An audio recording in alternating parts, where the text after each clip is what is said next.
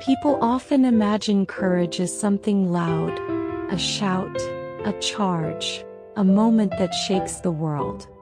But sometimes courage begins much smaller than that. It can start with a child tightening the straps of her school bag, taking a breath, and stepping into a day that no one else believed she could face.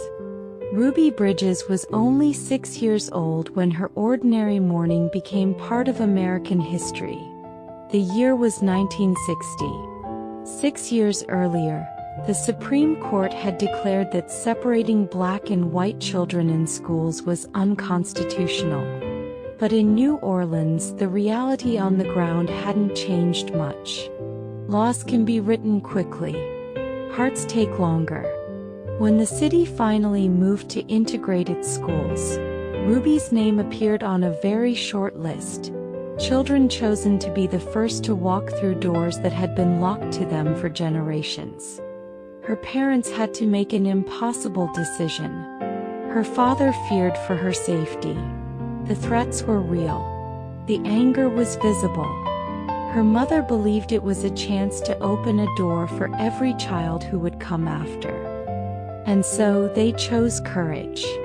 When Ruby was assigned to William Frantz Elementary School, an all-white school on the edge of the city, the reaction was immediate.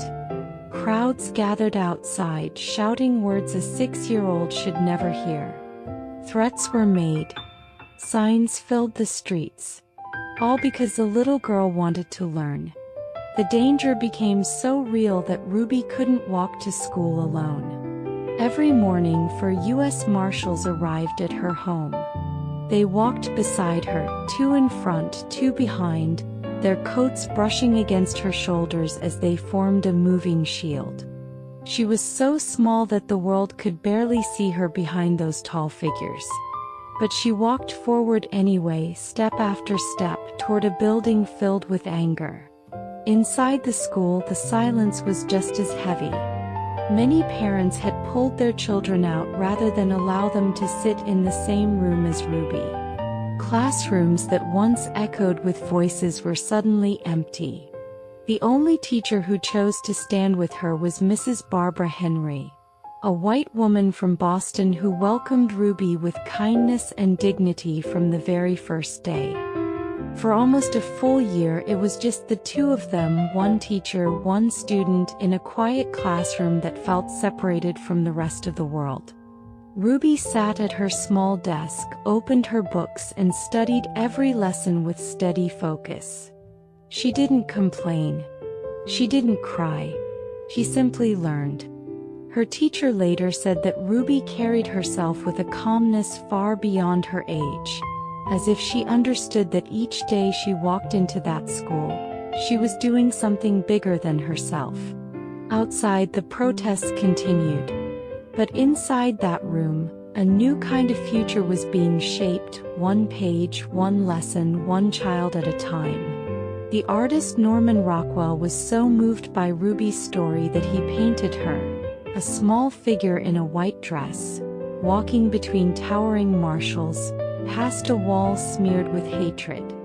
The painting, titled "The Problem We All Live With," became one of the most iconic images of the civil rights movement.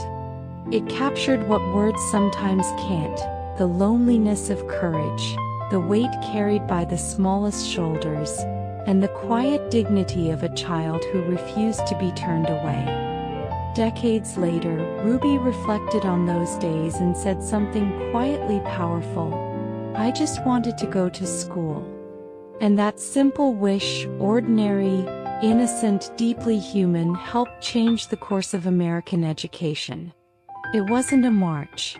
It wasn't a speech. It was a little girl walking into a hostile crowd because she believed she belonged there. Her footsteps, soft as they were, echoed far enough to reach a nation. Today, Ruby's story reminds us that courage isn't always loud. Sometimes, it's a small hand holding tightly to something worth believing in.